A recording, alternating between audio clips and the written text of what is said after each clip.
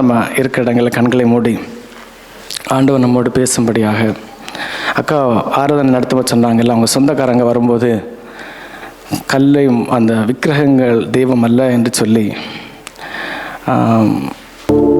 சொன்னது மாதிரி நம்முடைய தேவன் பேசுகிற ஆண்டவர். தாகம் உள்ளவன் மேல் தண்ணீரை ஊற்றுவார், வறண்ட நிலத்தின் மேல் ஆறுகளை ஊற்றுகிற தேவன்.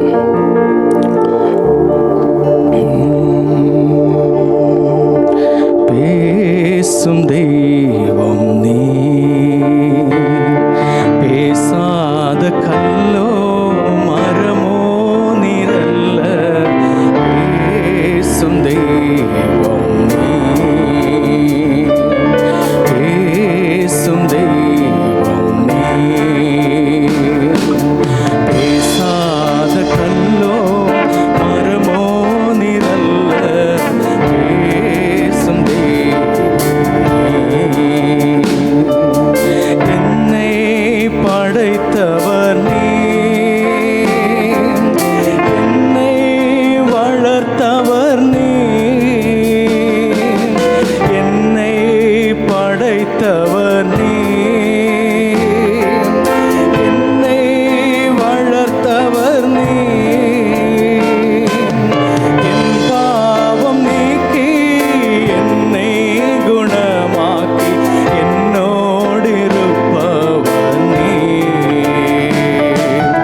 என் பாவம் நீக்கி என்னை குணமாக்கி என்னோடு இருப்பவர் நீ. இயேசுவே, இயேசுவே, இயேசுவே, இயேசுவே, இயேசுவே, இயேசுவே, இயேசுவே, இயேசுவே. பேசும் தெய்வம் நீ, பேசாத கல்லோ மரமோ நிரல்ல. பேசும் தெய்வம் நீ. ஆமாண்டவரே, பேசும் தெய்வமே உமக்கு நன்றி அப்பா. எங்களோடு பேசுகிறவரே உமக்கு நன்றி.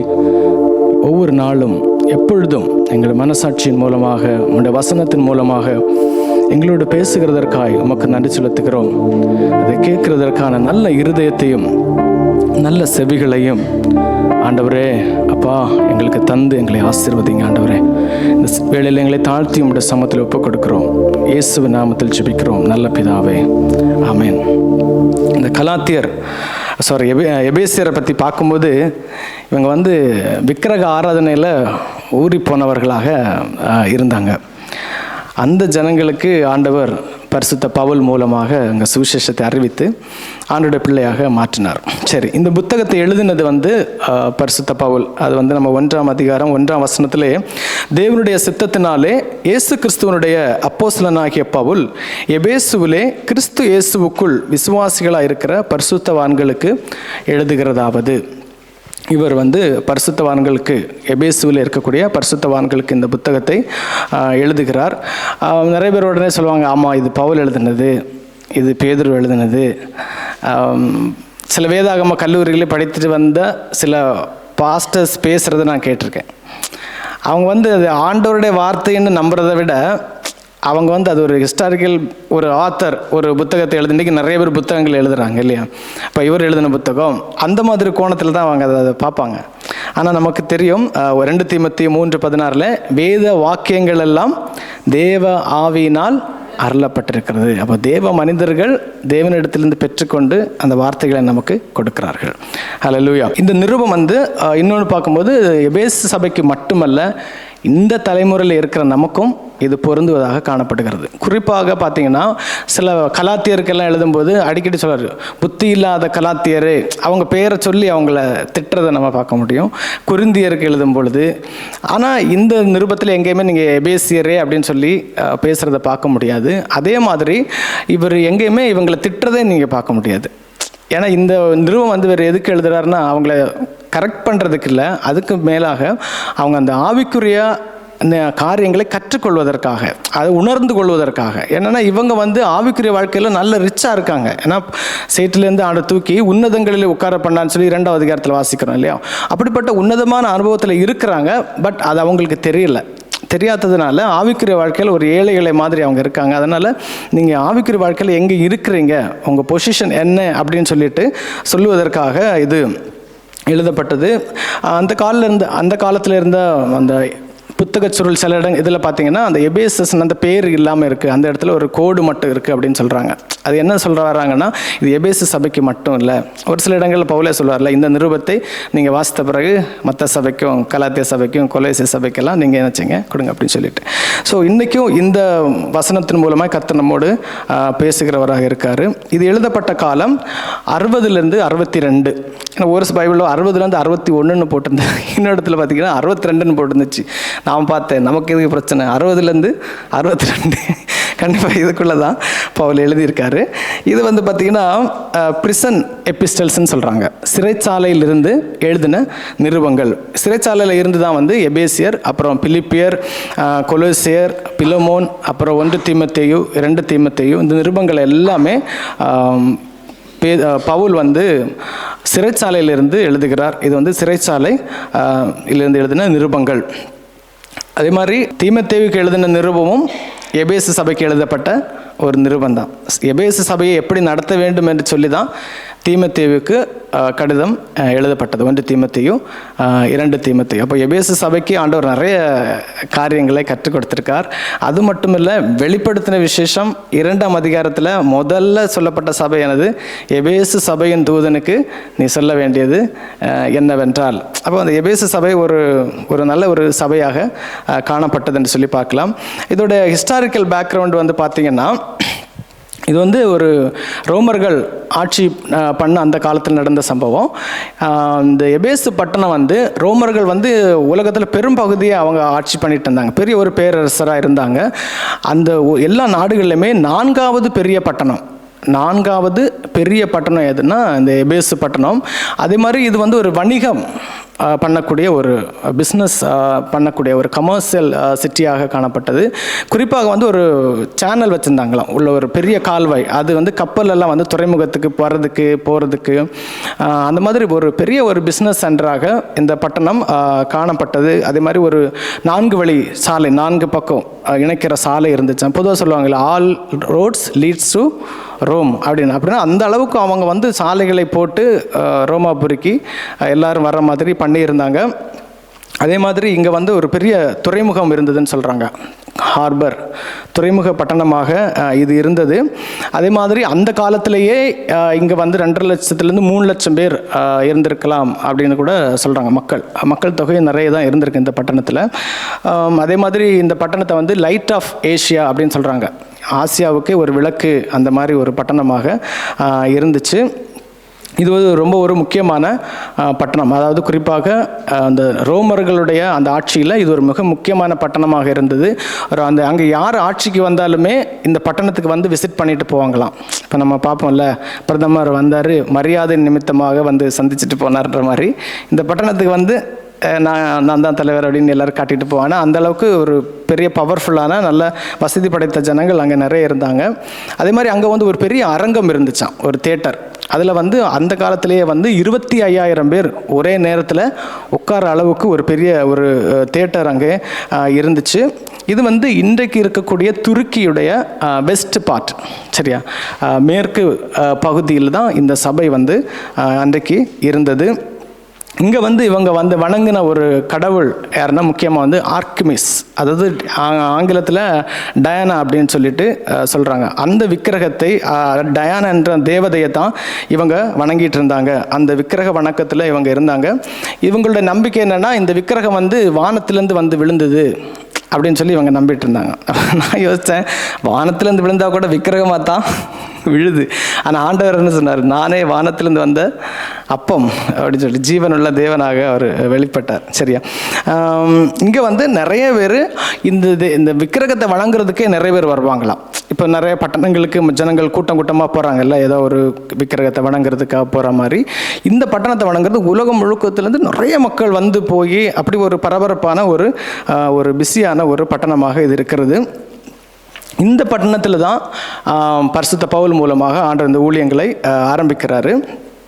இப்போ எப்படி இந்த சபை ஆரம்பித்ததுன்னு சொல்லி பார்த்தீங்கன்னா, பவுலுடைய 2வது மிஷனரி பயணத்தினுடைய கடைசி நேரத்தில் வந்து இவர் இங்கே போகிறாரு.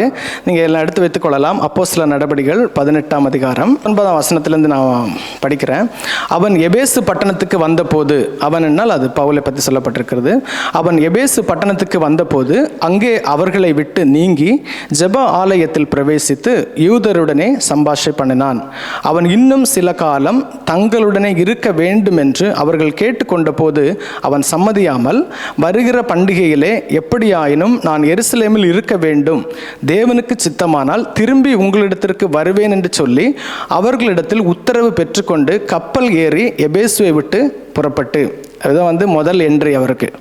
2வது மிஷனரி பயணத்தினுடைய கடைசி நேரத்தில் வந்துட்டு கொஞ்சம் எல்லாருக்கும் சுவிசேஷம் சொல்லிட்டு எல்லாரும் சொல்கிறாங்க இன்னும் கொஞ்சம் காலம் இருங்க, இல்லை எனக்கு ஒரு பிரயாணம் இருக்குன்னு சொல்லிட்டு திரும்ப எருசலேமுக்கு போயிட்டு திரும்பவும் வராரு. 3வது மிஷனரி பயணத்தில் அவர் வருகிறாரு. அது வந்து 19ஆம் அதிகாரம் அதனுடைய முதல் அதிகாரத்தில் பார்த்தீங்கன்னா முதல் வசனத்தில், அப்பல்லோ என்பவன் கொரிந்து பட்டணத்தில் இருக்கையில் பவுல் மேடான தேசங்கள் வழியாய் போய் எபேசுக்கு வந்தான். அங்கே சில சீஷரை கண்டு. இதுதான் வந்து 2வது முறையாக எபேசுக்கு மேடான தேசங்கள் வழியாக அங்கே பவுல் வர்றாரு.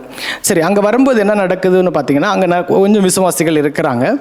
அவர்களுக்கு யோவான் கொடுத்த ஞானஸ்தானத்தை பற்றி தான் அவங்களுக்கு தெரியுது. ஆண்டவராகிய இயேசு கிறிஸ்துவை பற்றியோ கொடுத்த ஞானஸ்தானத்தை பற்றியோ பரிசுத்த ஆவியானவரை பற்றியோ அவர்களுக்கு ஒரு ஞானம் அவர்களுக்கு வெளிப்பாடு இல்லாததுனால அந்த நேரத்தில் பவுல் வந்து ஆண்டவரை பற்றியும் ஆண்டவர் இயேசு கிறிஸ்துவை பற்றியும் பரிசுத்த ஆவியானவரை பற்றியும் அவர்களுக்கு சொல்லி அவர்களுக்கு இயேசு கிறிஸ்துவ நாமத்தினாலே ஞானஸ்தானம் கொடுத்து கைகளை வைத்து ஜெபித்த பொழுது அப்பொழுது பரிசுத்த ஆவியானவர் அவங்களுக்கு ஊற்றப்பட்டு அவங்க எல்லாரும் அந்நிய பாஷைகளை பேசினார்கள்னு சொல்லப்பட்டிருக்கிறது. அதில் இருந்தவங்க மொத்தம் 12 பேர். எப்படி ஒரு இயேசு சீஷர்கள் 12 பேரும் அதே மாதிரி ஒரு 12 பேர் வைத்து அந்த இடத்துல அங்கே சபை ஆரம்பிக்கப்பட்டு இருக்கிறது. 3 மாதம் அளவும். இப்போ வந்து 19ஆம் அதிகாரம் அதனுடைய 8வது வசனத்திலிருந்து சொல்கிறேன். பின்பு பவுல் ஜெப ஆலயத்தில் பிரவேசித்து தைரியமாய் பிரசங்கித்து 3 மாதம் அளவும் தேவனுடைய ராஜ்யத்துக்கு அடுத்த வேலை குறித்து சம்பாஷணை பண்ணி புத்தி சொல்லி கொண்டு வந்தான். பவுல் எங்கே போனாலுமே யூதர்களுடைய தேவாலயத்தில் போய் அந்த ஜெப ஆலயத்தில் போய் முதல்ல போய் பிரசங்கம் பண்ணுறது தான் அவருடைய வழக்கம். இங்கேயும் அப்படி தான் 3 மாதம் அளவும் பண்ணிட்டு வர்றாரு. இப்படி பண்ணும்போது என்ன ஆகுதுன்னா, அங்கே இருக்கக்கூடிய அநேக யூதர்கள் இவர்களுக்கு விரோதமாக எழும்பி ஆண்டோடைய நாமத்தை தூஷித்து அதுக்கு எதிராக எழும்பும்போது இவர் என்ன பண்ணுறாரு, சீஷர்களை அவங்களிடத்திலிருந்து பிரித்து எடுத்து திறனு அப்படின்னு சொல்லக்கூடிய ஒருத்தருடைய வித்தியாசாலை பள்ளிக்கூடம் ஸ்கூலில் கொண்டு போய் அங்கே வந்து 2 வருஷம் காலையிலேருந்து சாயந்தரம் வரைக்கும் அவர்களுக்கு வேதத்தை விளக்கி சொல்கிறார். 2 வருஷம், கிட்டத்தட்ட 3 வருஷம் பவுல் இந்த எபேசு பட்டணத்தில் மொத்தமாக இருந்திருக்காரு. இப்படிப்பட்ட காரியங்கள் நடக்கும் பொழுது அங்கே என்ன நடக்குதுன்னா, கர்த்தர் இந்த பவுலை கொண்டு விசேஷித்த அற்புதங்களை செய்தார் என்று சொல்லப்பட்டிருக்கிறது. அன்யூஷுவல் மிராக்கிள்ஸ் அப்படின்னு சொல்லப்பட்டிருக்கிறது. எப்படின்னா, இவருடைய வஸ்திரத்தை கொண்டு யார் மேலாவது போட்டால் இவருடைய ஹேண்ட் கர்ச்சீப், அப்புறம் வந்து உருமல்களையும் அப்படின்னு போட்டிருக்கு, ஆங்கிலத்தில் வந்து ஏப்ரன், அதெல்லாம் கொண்டு போய் யார் மேலே அது போட்டால் அவங்களுக்கு குணமாகு. அப்படிப்பட்ட விசேஷித்த அற்புதங்களை அங்கே செய்கிறாரு. அதனால் பெரிய அளவில் அநேகர் வந்து ஆண்டவர் அறிகிற அளவில் பெரிய காரியங்கள் நடைபெறுகிறது. இப்போ நான் ஒன்று சொல்ல விரும்புகிறேன். இந்த கர்ச்சீப்பு கொண்டு போடுறதோ இந்த ஏப்ரன் கொண்டு போடுறதோ உபதேசம் அல்ல. இது வந்து கட்டளையும் அல்ல. நீங்கள் போய் இப்படி செய்யுங்கன்னு சொல்லி வேதம் சொல்லலை. அன்னைக்கு பவுல் வந்து அப்படி செய்தார். அதனால் வந்து இன்றைக்கி நிறைய பேர் கர்ச்சீப்பெல்லாம் தூக்கி போடுறாங்க, பல காரியங்களை செய்கிறாங்க. நான் யோசித்து பார்த்தேன், நம்ம இங்கே பிரசங்கம் பண்ணும்போது கர்ச்சீப்பை தூக்கி போட்டால் என்ன ஆகும்னு. அவங்க வேலையாக வீட்டில் போய் நல்லா டெட்டால் விட்டு குளிப்பாங்க இல்லையா? ஏன்னா எல்லாமே வந்து எப்படி வந்து அன்னைக்கு கர்த்தருடைய பிள்ளைங்க உண்மை உத்தமாக செய்ததை இன்றைக்கி அது சுய லாபத்துக்காக பல காரியங்கள் எல்லாம் செய்கிறாங்க. ஸோ இது எல்லாமே நம்ம அப்படி தான் செய்யணும்னு அவசியம் கிடையாது. ஆனால் ஒரு சில காரியங்கள் நீங்கள் போய் அப்படி செய்யுங்கன்னு சொல்கிறத கண்டிப்பாக செய்ய வேணும். சரியா? அதே மாதிரி அப்புறம் என்ன நடக்குது? நிறைய அற்புதங்களும் அடையாளங்களும் நடக்கிறது. அப்போ என்ன பண்ணுறாங்கன்னா, இந்த தேசாந்திரியலாய் திரிகிற கொஞ்சம் மந்திரவாதிகள் இவங்க எல்லாரும் என்ன பண்ணாங்கன்னா, என்னடா இவர் பவுல் பயங்கரமாக இயேசு நாமத்தினால பிசாசை துரத்துறாரு, குணமாகுதுன்னு இவங்க சரி நம்மளும் கொஞ்சம் ஏதாவது பண்ணி பார்ப்போம் அப்படின்னு சொல்லி என்ன சொல்கிறாங்க, பவுல் சொல்லுகிற இயேசு நாமத்தில் போ அப்படின்னு சொல்லிட்டு பிசாசை விட்ட போயிட்டாங்க. அது யாருன்னா, ஒரு ஸ்கேவா என்கிற ஒரு பிரதான ஆசாரியருடைய பசங்க, ஒரு 7 பேர். அப்போது அந்த பிசாசு என்ன சொல்லிச்சு சொல்லுங்களேன், பவுலையும் தெரியும் இயேசுவையும் தெரியும், நீ யாரடா அப்படின்னு சொல்லிட்டு. அல்லேலூயா. ஒரு புத்தகம் வாசிச்சிருந்தேன், எழுப்புதல் தாமதிப்பது ஏன் அப்படின்னு சொல்லிட்டு. அதில் ஒரு ஹெட்டிங் பார்த்தீங்கன்னா, பாதாளத்துக்கும் இவனை தெரியும், அந்த மாதிரி ஒரு தலைப்பு இருந்துச்சு. இது யாரான்னு பார்த்தா பவுலை பற்றி எழுதி இருந்துச்சு. ஏன்னா எப்படி இயேசு ஆண்டவரை பார்த்து சாத்தான் நடுங்கிறானோ, அன்னைக்கு பவுலை பார்த்தும் அவனுக்கு பயங்கர நடுக்கம். அதான் அவன் சொல்கிறான், டேய் இயேசு கிறிஸ்துவையும் தெரியும் பவுலையும் தெரியும், நீ யார் அப்படின்னு சொல்லிட்டு அடித்து துரத்துனதில் உங்களுக்கு தெரியும் இல்லையா, ட்ரெஸ்ஸர் இல்லாமல் துண்டக்கான துணியை காணணும் 7 பேரும் ஓடி போயிட்டாங்க. இதனால் என்ன ஆச்சுன்னா, எல்லாருக்கும் பயங்கரமான பயம் வந்துச்சு. இப்போது அந்த பட்டணத்தில் முழுவதும் எல்லாருக்கும் பயம், இது என்னடா அற்புதம் நடக்குது, இது நடக்குது எப்படி அப்படின்னு சொல்லிட்டு பெரிய காரியங்கள் இப்படி நடக்குது. சரி, அப்போது இதில் ஒரு வசனம் எனக்கு அப்படி என்ன ஆகுதுன்னா, விசுவாசித்தவர்கள் 19:18 விசுவாசித்தவர்களில் அநேகர் வந்து தங்கள் செய்கைகளை வெளிப்படுத்தி அறிக்கையிட்டார்கள். விசுவாசித்தவங்க வந்து என்ன பண்ணாங்களாம், தங்கள் செய்கைகளை வெளிப்படுத்தி அறிக்கையிட்டார்கள். நான் எப்படி வச்சேன்னா, இந்த மாய வித்தை பண்ணுறவன் எல்லாம் உண்மையாக சொல்லியிருப்பான், டேய் நான் எவ்வளோ நாளாக அவங்களெல்லாம் ஏமாத்தினேன்டா, இப்போ இயேசு கிறிஸ்து ஏற்றுக்கொண்டேன், நான் இப்படி தான் எங்களை ஏமாத்தினேன் அப்படின்னு சொல்லிட்டு நிறைய பேர் வாய்க்குள்ளந்தெல்லாம் மோதிரம் எடுப்பாங்க, விபூதி எடுப்பாங்க. அது மட்டும் தான் வரும். ஏன்னா அதுக்கு முன்னாடி ஒரு சொம்பில் கொஞ்சம் தண்ணி குடிப்பாங்க, அதையும் கவனிக்கணும். ஏன்னா சொம்புக்குள்ளே மோதிரத்தை போட்டு வாயில் ஊற்றிடுவாங்க, ஊற்றிட்டு காட்டுவாங்க. நிறைய ட்ரிக்ஸ் எல்லாம் வச்சுருக்காங்க, நிறைய ஒரு தந்திரங்கள். அப்போது இவங்க எல்லோரும் என்ன வச்சு வந்துடும், ஐயோ நான் இப்படி தான் ஏமாத்தினேன்னு. இன்னொன்று பார்த்திங்கன்னா, இவங்க இதில் ரொம்ப சின்சியராகவும் இருந்தாங்க. ஏன்னா நிறைய புத்தகங்கள் வச்சுருந்தாங்க. அன்றைக்கி வேதாகமத்தில் கூட பல புத்தகங்கள் எழுதப்படலைன்னு வச்சுக்கோங்களேன். அவன் எப்படின்னா 50,000 வெள்ளி காசுக்கு நிறையான அளவு, அந்த வேல்யூ, அவ்வளோ வேல்யூவான புத்தகங்களை கொண்டு வந்து எரிச்சாங்களாம். அப்போ எப்படிப்பட்ட ஒரு பெரிய மனம் திரும்புது அங்கே உருவாயிருக்குன்னு பாருங்கள். அங்கே மதம் மாற்றம் இல்லை, மனமாற்றம்.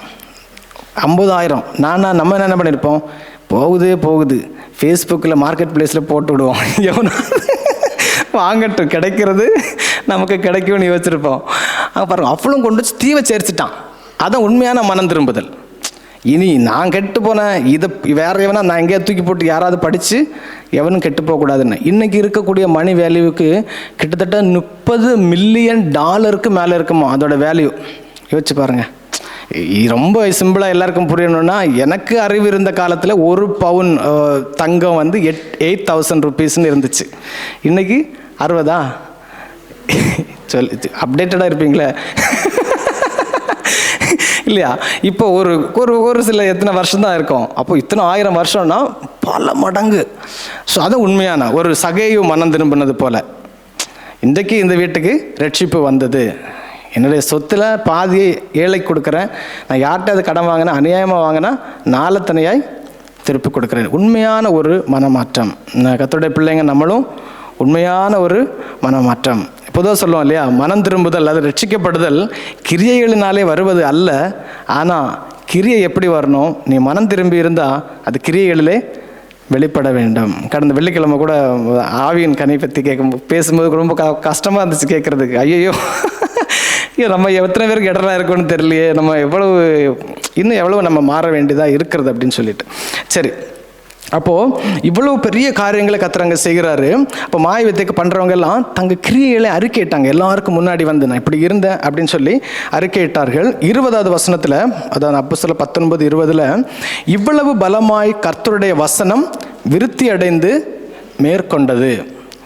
கர்த்தருடைய வசனம் விருத்தி அடைந்துன்னா எல்லா இடமும் பரவுது, மேற்கொண்டது ஒரு வெற்றி இல்லையா? அங்கே விக்கிரக ஆராதனையில் சாத்தானுடைய அந்தகார கட்டில் இருந்தாங்க. அங்கு ஆண்டவருடைய வசனம் ஒரு வெற்றியை கொண்டு வருகிறதை நம்ம பார்க்க முடியும். சரி, அப்புறம் என்ன நடக்குதுன்னா, இப்போது வந்து அங்கே ஒரு பிரச்சனை ஸ்டார்ட் ஆகுது. எப்போவுமே அப்போ அந்த காலத்துலேயும் சரி இந்த காலத்துலேயும் சரி கர்த்தருடைய ஊழியங்கள் வளர வளர பிரச்சனைகளும் வரத்தான் செய்யும். எல்லாமே வந்து அப்படியே ஸ்மூத்தாக போகும்னு சொல்லவே முடியாது. அங்கே தேமன் திரியோன்னு சொல்லிட்டு ஒருத்தன் இருக்கான். இவன் ஒரு தட்டான். இவர் என்ன பண்ணுறாருன்னா, இந்த சிலை விழுந்துச்சுன்னு நம்புகிறாங்கல்ல, இவங்க வானத்திலிருந்து விழுந்த தேவியோட சிலை அப்படின்னு நம்புகிறாங்கல்ல, இந்த சிலையை செஞ்சு விற்கிறான். இதனால நிறைய பேருக்கு ஆதாயம், நிறைய பேருக்கு இதுதான் தொழில். இப்போ இவங்க பார்க்குறாங்க, இவங்க எல்லாம் மனம் திரும்பிட்டானோ, எவனும் சிலையை வாங்க மாட்டேங்கிறான், இப்போ நம்முடைய ஆதாயத்துக்கு பிரச்சனை வந்துச்சு அப்படின்னு சொல்லிட்டு இந்த பவுல் எப்படி விட்டால் பிரச்சனை பெருசாகிடும், இது எப்படி வந்து ட்விஸ்ட் பண்ணி விடலாம், கொளுத்தி போடலாம். இன்றைக்கி இருக்கக்கூடிய பொலிட்டீஷியன்ஸு, இன்றைக்கி இருக்கக்கூடிய மதவாதிகள் எல்லாம் செய்யக்கூடிய அதே வேலை தான் அவனும் பண்ணியிருக்கான். எதை கொளுத்தி போட்டால் மக்கள் தங்களுக்குள்ளே அடிச்சுக்கிட்டு இது பண்ணுவாங்க அப்படின்னு சொல்லிட்டு என்ன பண்ணிட்டான், இந்த பவுல் வந்து நம்முடைய தேவதை வந்து கடவுள் இல்லைன்னு சொல்லி, கையினால் செய்யப்பட்ட விக்கிரகங்கள் கடவுள் இல்லைன்னு சொல்லி எல்லா இடமும் பிரசங்கம் பண்ணுறான். அதனால் நம்முடைய காரியங்கள் எல்லாம், நம்முடைய பிழைப்புக்கு பிரச்சனை. அதே மாதிரி இந்த தேவியுடைய பேரே அற்றுப்போகக்கூடிய ஒரு சூழ்நிலை உருவாயிருக்கு அப்படின்னு சொன்னோன்னே மக்கள் நிறைய கூட்டிட்டாங்க. அது வாசிங்க தெரியும், நிறைய பேருக்கு எதுக்கு வந்தவொடனே தெரியல. எல்லோரும் என்ன பண்ணுறாங்க, தியானாலே பெரியவள், தியானாலே பெரியவள்னு சொல்லி கத்துறாங்க. நம்ம ஊர் தான் எனக்கு கம்பேர் பண்ண தோணுச்சு. நிறைய பேர் இது கத்துறாங்கல்ல, அப்படி எதுக்கு கத்துறான்னு அவனுக்கும் தெரியாது, எதுக்கு வந்தான்னு தெரியாது. அவன் கொளுத்தி போட்டுட்டு உன்னைய வச்சு அவன் ஆட்சியில் இருக்கான்றான்ற அந்த அறிவு கூட பேசிக்னால மக்களுக்கு வர மாட்டேங்குது. இப்போ என்ன ஆகுதுன்னா, பிரச்சனை வந்து பெருசாயிடுச்சு. பிரச்சனை பெருசானோடனே இவர் கூட அரிஸ்தர்க்குன்னு ஒருத்தர் இருக்காங்க, தேமா 2 பேர். இவங்க 2 பேர் என்ன பண்ணுறாங்கன்னா, பிடிச்சிட்டு இழுத்துட்டு போகிறாங்க. அதாவது 29ஆம் வசனத்துக்கு வாங்க. பட்டணம் முழுவதும் கலகத்தினால் நிறைந்தது. பவுலுக்கு வழித்துணையாய் வந்த மக்கதோனியராகிய காயுவையும் அரிஸ்தர்க்குவையும் அவர்கள் இழுத்து கொண்டு ஒருமனப்பட்டு அரங்கசாலைக்கு பாய்ந்து விடினார்கள். அங்கே ஒரு பெரிய தியேட்டர் அரங்கசாலை இருந்துச்சுன்னு சொன்னால, 25,000 பேர் வரைக்கும் அங்கே இருக்க முடியும், அவ்வளோ பெரிய அரங்கசாலை. அரிஸ்தர்க்கும் காயும் பிடிச்சிட்டு இழுத்து கொண்டு ஓடினார்கள். இதை படிக்கும்போது ஒரு பரபரப்பாக தான் இருந்துச்சு. அந்த சிச்சுவேஷனை ஒன்று யோசிச்சு பாருங்கள், எவ்வளோ ஒரு பரபரப்பு. இப்போ அங்கே போய் சும்மா இருந்திருப்பாங்களா? கண்டிப்பாக நல்லா அடி விழுந்திருக்கும் இவங்களுக்கு. இப்போ பவுலும் உள்ளே போகிறதுக்கு முயற்சி பண்ணுறாரு. சில நேரத்தில் நிறைய பேர் வந்து எஸ்கேப் ஆக தான் பார்ப்பாங்க, எல்லாம் முடிஞ்சதுக்கப்புறம் போகிற. ஆனால் பவுல் வந்து உண்மையாக ஒரு அன்புள்ள ஒரு தகப்பனாக இருக்கார் அவர். அப்போது வந்து என்ன சொல்கிறாங்கன்னா, ஒரு சில அவருக்கு பிரியமானவங்க, இன்னும் ஒரு சில தலைவர்களே ஆள் அனுப்பி என்ன சொல்கிறாங்கன்னா, பவுல்கிட்ட நீ உள்ளே போகக்கூடாது, நீ போகாத அப்படின்னு சொல்லி பவுலை தடுத்துடுறாங்க. இப்படி இருக்கும்போது என்ன ஆகுதுன்னா, அலெக்சாந்தர் அப்படின்னு சொல்லக்கூடிய ஒருத்தனை வந்து யூதர்கள்லாம் சேர்ந்து கிளப்பி விடுறாங்க, நீ பேசு அப்படின்னு சொல்லிட்டு. இப்போ இவன் யூதன்னு தெரிஞ்ச உடனே திரும்ப இவனை கத்த ஆரம்பிச்சிட்டாங்க. தியானாலே பெரியவள் 2 மணி நேரம் கத்துறாங்க. எத்தனை மணி நேரம்? 2 மணி நேரம் கத்துறாங்க. யோசிச்சு பாருங்க, எவ்வளோ ஒரு கலக்கம் இல்லையா? இந்த காரியத்தை யோசிக்கும்போது நான் வந்து ஊழியத்தில் இருக்கும்போது இந்த எழுந்து கட்டுவோம் கிறிஸ்தவ ஜபைக்கு ஏபிசி ப்ரே ஃபெலோஷிப்னு சொல்லி ஒரு மிஷினரி ஆர்கனைசேஷனில் இருந்தேன். அதில் வந்து ராம்பால் அப்படின்னு சொல்லி ஒரு மிஷினரி அண்ணன், அனிதா, அந்த அக்கா பேர் அனிதா ராம்பால். அவங்க சென்னையை அடுத்த கும்மிடிப்பூண்டி பக்கத்தில் இருக்கக்கூடிய வல்லம்பேட்டு குப்பம் என்கிற மீனவ குப்பத்திலே அதை மையமாக வைத்து ஊழியங்களை செய்து கொண்டிருந்தாங்க. அந்த ஊரில் ஆண்டவரை மூர்த்தி என்ற ஒரு சகோதரன் ஆண்டவரை ஏற்றுக்கொண்டார். இவர் ஆண்டவரை ஏற்றுக்கொள்ளும் போது அவங்க அப்பா, அவங்க சொந்தக்காரங்க எல்லாம் ரொம்ப பிரச்சனை பண்ணி அவருக்கு வீட்டுக்குள்ளே அடைச்சி வச்சு அவரை அடித்து துன்புறுத்தி எல்லாம் பார்த்தாங்க. அவர் சொன்னார், இந்த இயேசு கிறிஸ்துவை விட்டு நான் போக மாட்டேன் அப்படின்னு சொல்லிட்டு அவர் ஞானஸ்தானம் எடுத்தார். ஞானஸ்தானம் எடுத்ததை கேள்விப்பட்ட உடனே ஞானஸ்தானம் எடுத்து அவர் பேர் பேதுருன்னு வச்சுக்கிட்டார். பேதுரு. அவருடைய அப்பா என்ன பண்ணிட்டாருன்னா, தற்கொலை பண்ணுறதுக்கு விஷத்தை குடிச்சிட்டார். என் பையன் ஞானஸ்தானம் எடுத்தான்னு தெரிஞ்ச உடனே அவ்வளோ அவமானமாக அவர் நினைக்கிறாரு அதை. இப்போது என்ன ஆச்சுன்னா, ஊரில் பயங்கரமான கலக்கம். மிஷினரி என்ன அடிக்கிறார் ஆஃபீஸுக்கு, பிள்ளை ஜெபம் பண்ணுங்க, அவர் இறந்துட்டாருன்னா அவ்வளோதான், எங்களை ஒன்றில்னு பண்ணிடுவாங்க அப்படின்னு சொல்லி. அப்புறம் நான் கடவுள் கிருபையில் அவர் காப்பாற்றப்பட்டார். அவர் ரட்சிக்கப்பட்டு அவன் குடும்பமாக ஆண்டவரை ஏற்றுக்கொண்டாங்க. அல்லேலூயா. இன்றைக்கி வந்து பேதுரு வந்து ஆந்திராவில் நாயுடுபேட்டை பக்கம் தடா அந்த பகுதியில் ஒரு மீனவ குப்பத்தில் போய் அவர் அங்கே மிஷினரியாக இருந்து நிறைய அங்கே சபை ஸ்தாபித்து அங்கே ஆண்டோட ஊழியத்தை செய்கிறாரு. நல்லா தெரியும் எனக்கு. அவர் மீன் பிடிக்கிறவங்க நல்ல ஆரோக்கியமான ஆட்கள். யோசிச்சு பாருங்கள், ஒரு கலக்கம். ஆனால் ஆண்டவர் கிரியை செய்தார். ஏன்னா இந்த மாதிரி தான் இருந்திருக்குமோ அப்படின்னு சொல்லி நான் யோசித்தேன். அதே கிராமத்தில் ஒரு முறை நாங்கள் விபிஎஸ் நடத்திட்டு இருந்தோம், சின்ன பசங்களுக்கெல்லாம். அங்கே ஒரு பள்ளிக்கூட வாசலில் தான் நடத்திட்டு இருந்தோம். அப்போ கடைசி நாள் கேட்டிருந்தோம் பள்ளிக்கூட தலைமை ஆசிரியர்கிட்ட, எங்களுக்கு கடைசி நாள் நடத்தும்போது கொஞ்சம் உள்ள இடம் தர முடியுமா, பசங்க நிறைய டான்ஸ் எல்லாம் பண்ணுவாங்க, எல்லாம் பண்ணுவாங்க. அவர் ஓகே சொன்னார். கரெக்டாக கடைசி நாளில் என்ன நடந்துச்சுன்னா, அதுக்கு ஆப்போசிட்டில் அவங்க இன்னொரு மத நம்பிக்கை உள்ளவங்க என்ன பண்ணாங்க, கிடா வெட்டினாங்க. இப்போ அவங்க வந்து இவர்கிட்ட பெர்மிஷன் கேட்குறாங்க, கடா வெட்டி நாங்கள் சாப்பிட்றதுக்கு ஸ்கூலில் இடம் வேணும் அப்படின்னு. இவர் பார்த்தாரு, எனக்கு எதுக்குப்பா பிரச்சனை, 2 பேருக்கும் தர முடியாதுன்னு சொல்லிட்டு விட்டுட்டார். அப்போ நாங்கள் எல்லோரும் வெளியே தான் உட்காந்துருக்கோம். அப்படியே நல்லா தான் போயிட்டு இருந்துச்சு. திடீர்னு ஒருத்தர் வந்தார். அவர் யாருன்னா பக்கத்து ஊர் தலைவர். நல்ல வேளை பக்கத்து ஊர் தலைவர், இந்த ஊர் தலைவர்னால் நாங்கள் மாட்டியிருப்போம். அவர் வந்து கொஞ்சம் தண்ணி அடிச்சிருந்தார் போல இருக்கு. வந்து பயங்கரமாக பிரச்சனை பண்ண ஆரம்பித்தார். நீ என்ன இயேசுவை பற்றி சொல்கிறீங்க, பயங்கரமாக கத்துறாரு. எல்லாரும் போய் ரொம்ப ரிக்வெஸ்ட் பண்ணி கேட்குறாங்க. அவர் அடங்குற மாதிரி தெரியல. அப்போ என் கிளாஸில் கொஞ்சம் பசங்க இருந்தாங்க, எல்லாம் ஒரு 7வது 8வது படிக்கிற பசங்க. அவங்க எங்கிட்ட, சார் சொல்லுங்கள் சார், அடிச்சிடவா சார், ஒன்று அடிக்கிறேன் சார். எனக்கே மனசுக்குள்ள கோபம், அதான் உண்மை. ஆனால் வெளியே நான் அந்த பசங்கள்ட்ட என்ன சொல்லுவேன், டேய் நம்ம யாரையும் அடிக்கக்கூடாது, ஆண்டவரை பார்த்துப்பாரு. மனசுக்குள்ள எவனாவது இவனுக்கு 2 போட மாட்டான். அவ்வளோ அராஜகம் பண்ணுறாரு. கடைசி என்ன ஆச்சுன்னா, இந்த ஆள் கீழே இந்த கல்லெல்லாம் கிடக்கும்ல, சின்ன சரல் கல் தான், கல்லை தூக்கி அந்த பிள்ளைங்க மேலே அடிக்க ஆரம்பிச்சிட்டாரு. பிள்ளைங்கெல்லாம் எழும்பி ஓடுறாங்க. ஒரு என்ன சொல்கிறது, ஒரு சூழ்நிலையே ஒரு மாதிரி மெஸ் ஆயிடுச்சு. இப்போ அந்த ஊருக்காரங்களே எங்களுக்கு சப்போர்ட்டாக வந்தாங்க. அவங்க பாட்டு சொல்லிக் கொடுக்குறாங்க, எங்கள் பிள்ளைங்களுக்கு தானே சொல்லிக் கொடுக்குறாங்க, உனக்கு என்ன பிரச்சனை, உனக்கு பிரச்சனை உன் ஊர் பிள்ளைங்களை நீ வேணா கூட்டு போயிடு அப்படின்னாங்க. ஆனால் ஊர் பிள்ளைங்க போகிற மாதிரி இல்லை, பிள்ளைங்கள எங்கள் கூட போகிறது ரெடியாக இருக்காங்க. அப்புறம் என்ன ஆச்சுன்னா, அவரோட போதாத காலம் அந்த ஊரில் ஒருத்தர் போய் இவர்கிட்ட பேசவும் அடிச்சிட்டார். என்னதான் நம்ம ஊர் தலைவர் இல்லையான்னு. அது நாங்கள் என்ன பண்ணிட்டோம், எதுக்கு பிரச்சனை அப்படின்னு சொல்லிட்டு பிள்ளைகளெல்லாம் கிளப்பிட்டு இன்னொரு இடத்துக்கு போயிட்டோம். அங்கே ஒரு மிஷினரி அண்ணனோட வீட்டுக்கு முன்னாடியே ஒரு 1/2 மணி நேரம் தான் இருக்கும். அதுக்குள்ளே அங்கே ஸ்டேஜெல்லாம் ரெடி பண்ணிட்டாங்க. அந்த விசுவாசிகள் போயிட்டு அங்கேயே ரெடி பண்ணிட்டாங்க எங்களுக்கு. நான் அப்படி போகும்போது பார்த்தீங்கன்னா, ஒரு 5 பேர் ஒரு ஸ்ப்ளெண்டர் பைக்கில் இந்த பக்கம் போகிறாங்க. ஸ்ப்ளெண்டர் பைக்கில் 2 பேர் தான் போக முடியும், மிஞ்சி போன 3 பேர், ஒரு 5 பேர் போகிறாங்க. இவன் எவன்டா இப்படி போகிறான். ஆனால் போனது யார், அடி வாங்கினவனுடைய சொந்தக்காரங்க. போனவங்க சும்மா விடுவாங்களா, அடின்னு துரத்தி அவரை பக்கத்து ஊர் தலைவரை அடிச்சே துரத்திட்டாங்க. ஆனால் கடைசியில் அவர் என்ன சொல்லிட்டு ஓடினாரு, கிறிஸ்தவங்கெல்லாம் என்ன அடிச்சுட்டாங்க. அடித்தவன் யாரும் கிறிஸ்தவனே கிடையாது. சரி, இனி தூங்க மாட்டீங்கன்னு நினைக்கிறேன்.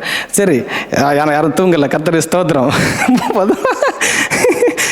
பொதுவாக நான் இந்த மாதிரி ஏதாவது திரும்ப எதுக்கு சொல்லுவேன்னா, கொஞ்சம் அவேக்காக இருக்கிறதுக்கு தான்.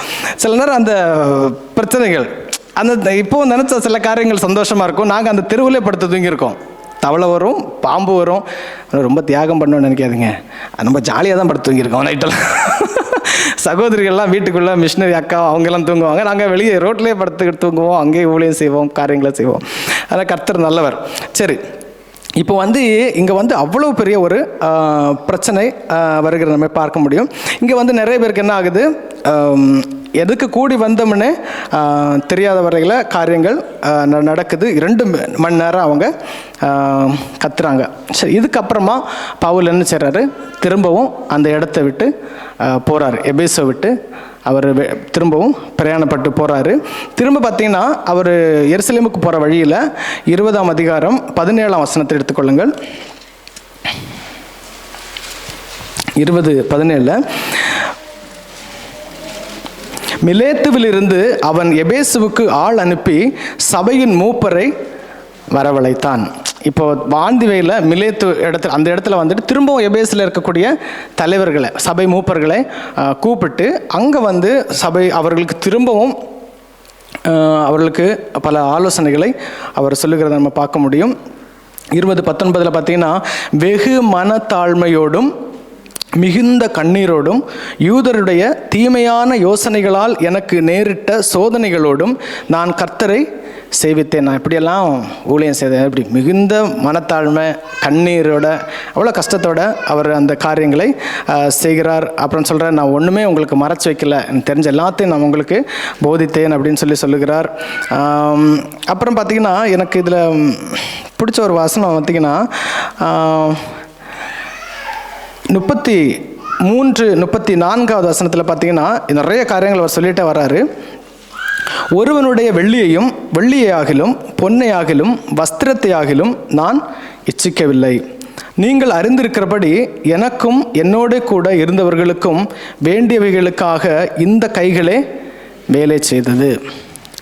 அவருக்கு மட்டும் இல்லை, அவர் கூட ஊழியம் செய்தவர்களுக்கும் அவரே சம்பாதிச்சு தேவைகளை சந்திச்சிருக்காரு. அப்போ 2 வருஷ காலம் காலையிலேருந்து சாயந்தரம் வரைக்கும் எவ்ரிடே பைபிள் ஸ்டடி. எப்படி அவர் வேலைக்கு போனார், எப்படி அவர் அந்த காரியங்களை செய்தார்னோ ரொம்ப ஒரு பிஸியான ஒரு காரியம்தான் இல்லையா? அவர் அவ்வளவு ஆண்டோடைய அன்பினால அந்த காரியங்களை செய்கிறார். இன்றைக்கி நமக்கும் நிறைய டைட் ஷெடியூல் நிறைய நேரத்தில் இருக்கும். கொஞ்சம் தூங்கினா நல்லா இருக்கும்னு தோணும். ஆனால் தூங்க வேணும் இல்லையா? தூக்கம் வேணும், ரெஸ்ட்டும் வேணும்.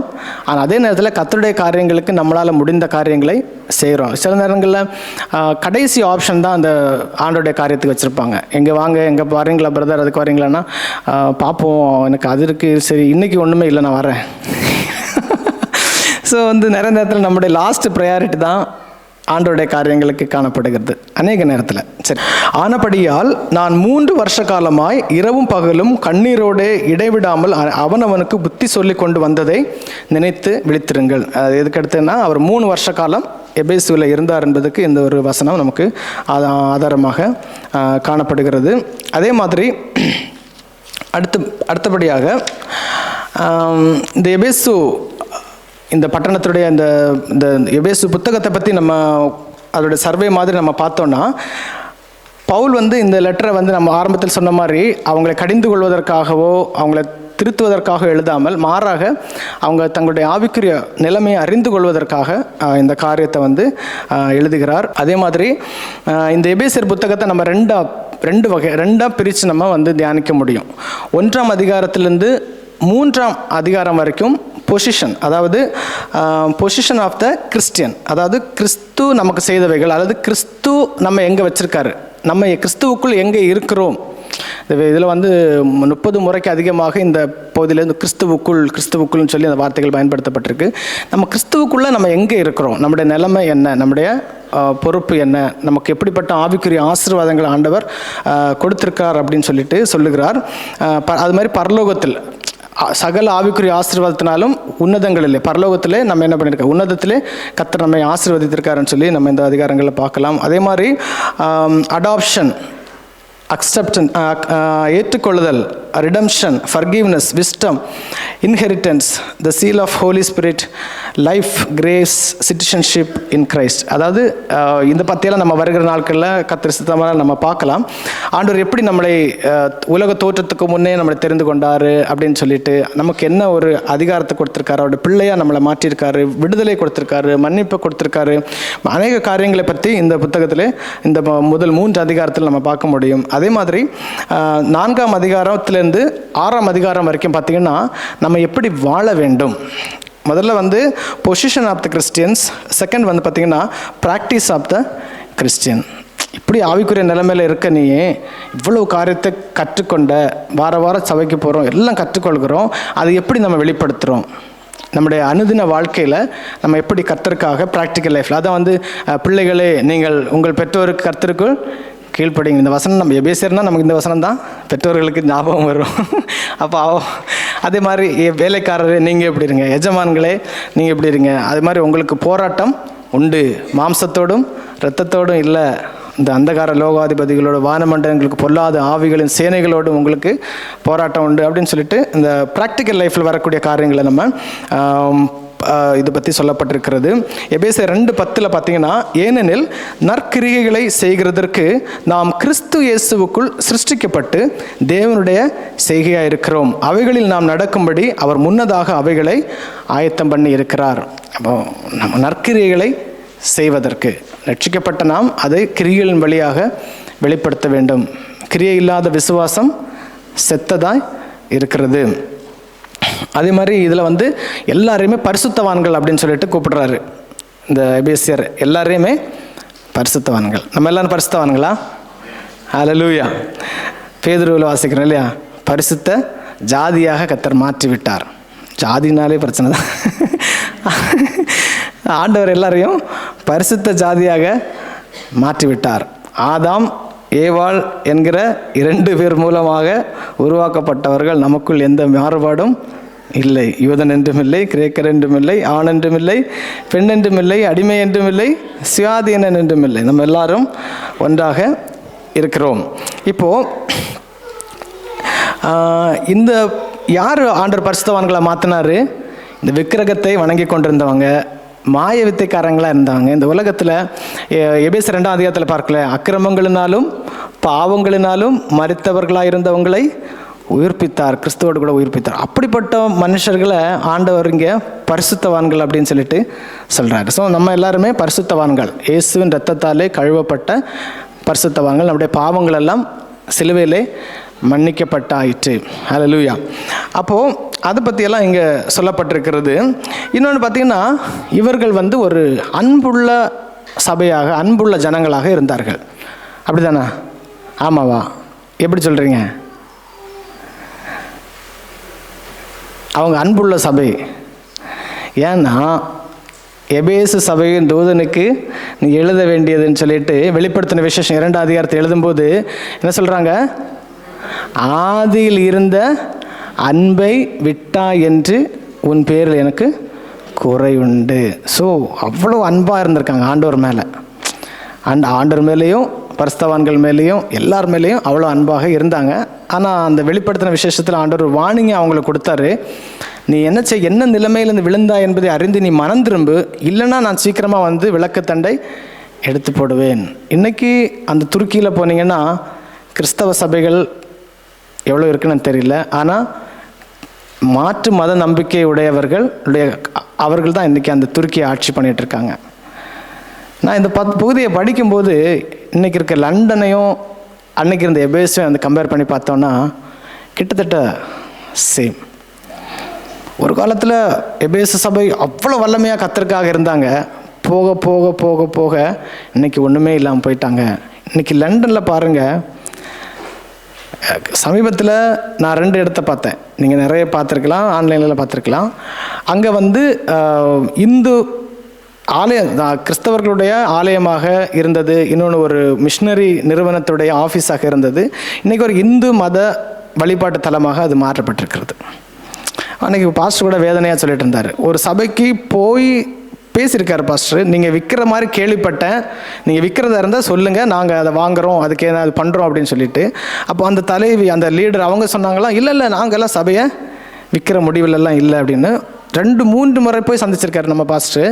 அப்போல்லாம் இல்லைன்னு சொன்னவங்க ஒரு சில வாரங்கள் கழித்து போனால் அங்கே ஒரு மடம், ஒரு துறை இது போட்டு வச்சுருக்காங்க, பேர் போட்டு. என்ன ஒரு இது இல்லையா? சரி, ஒன்றால் நடத்த முடியலைன்னா குறைஞ்சபட்சம் ஒரு ஆண்டவருக்காக செயல்படுகிற ஒரு காரியத்துக்காக நீ அதை கொடுத்துருக்கலாம். அந்த வில்லியம் பூத் எவ்வளோ கண்ணீரோடு இந்த காரியத்தை செஞ்சுருப்பார் இல்லையா? அவ்வளோ சாதாரண மக்கள் மத்தியில். இன்றைக்கி நம்ம அந்த எபேசு பட்டணம் மாதிரி தான் இருக்கிறோம். ஒருவேளை நம்ம இன்றைக்கி விழித்து கொள்ளாமல் போனால் நாளைக்கு இது என்னவாக மாறும்னு சொல்லி தெரில. இந்த பட்டணத்தில் எங்கேயாவது ஒரு மாற்று மத நம்பிக்கையுடைய ஒரு கோயில் கிறிஸ்தவ கோயிலாக மாறுச்சுன்னு எங்கேயாவது பார்க்க முடியுதா? இல்லை. ஸோ நம்மளும் இன்றைக்கி செயல்படாதவங்களாக இருந்தால் கண்டிப்பாக இந்த பட்டணத்துக்கும் அந்த காரியம்தான் ஏற்படும். இதில் பார்த்திங்கன்னா இவ்வளவு காரியங்கள் நடக்கும்போது ஒன்று தேவனுடைய அன்பு அந்த எபேசு சபை மக்கள் மேலே அந்த விக்கிரக ஆராதனையிலும் மாய வித்தைக்காரங்களாக இருந்தவங்க மேலே இருந்த அன்பு.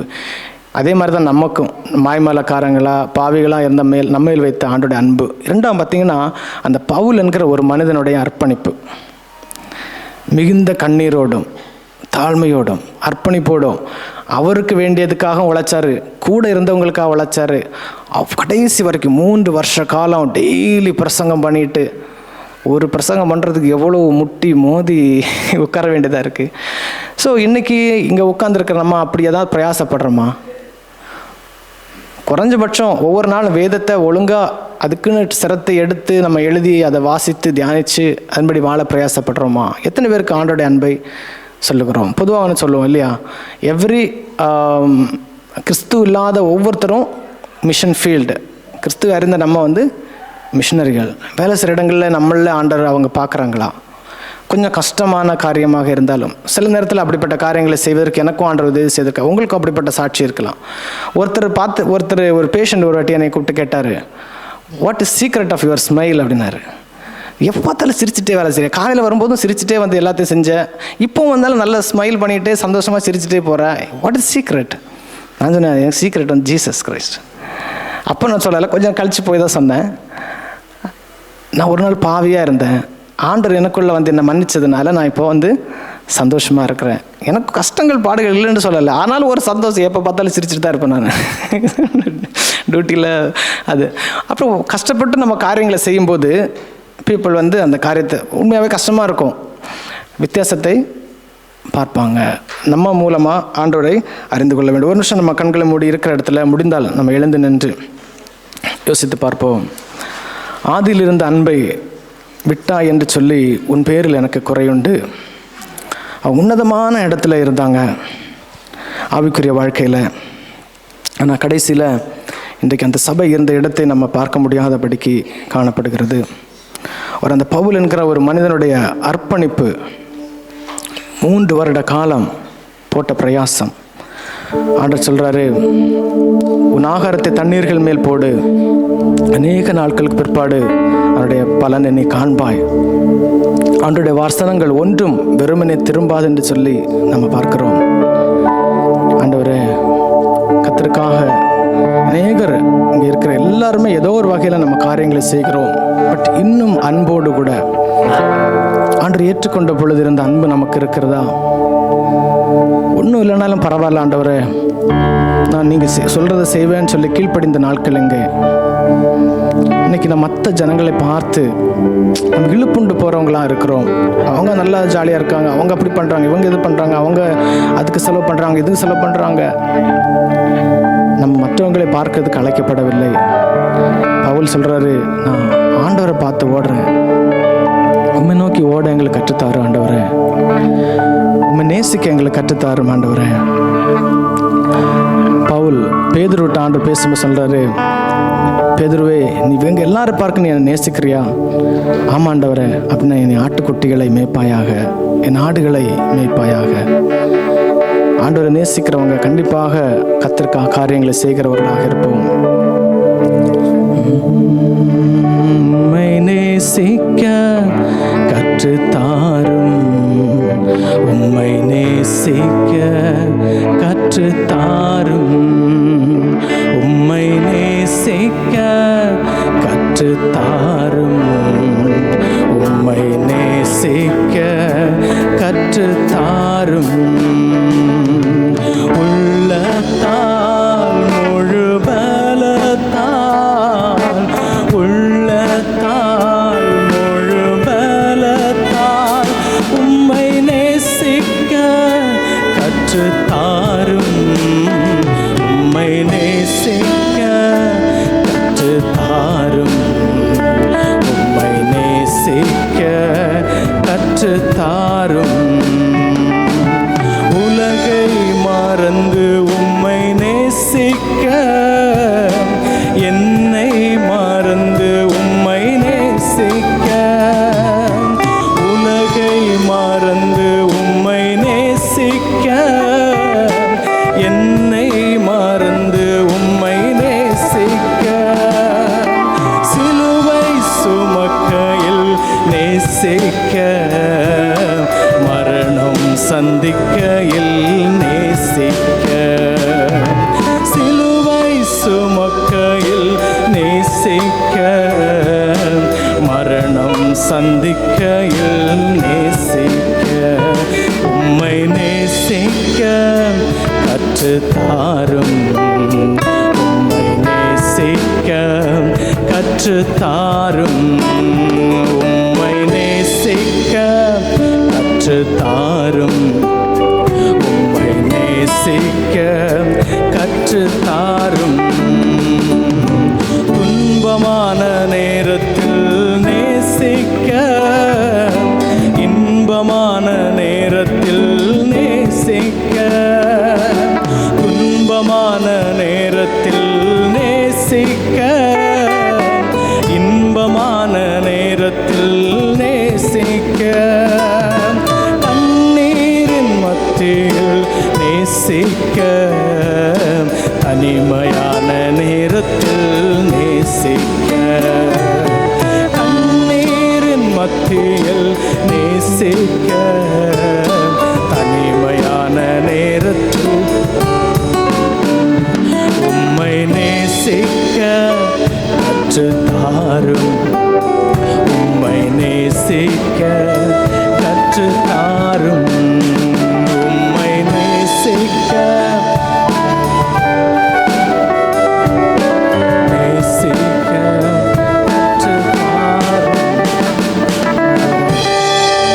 நேசிக்க எங்களுக்கு கற்றுத்தாரு ஆண்டவரே. நாங்கள் எங்களையே அதிகமாக நேசிக்கிறவர்களாக இருக்கிறோம். எல்லா சூழ்நிலையும் நேசிக்க எங்களுக்கு கற்றுத்தாரும்.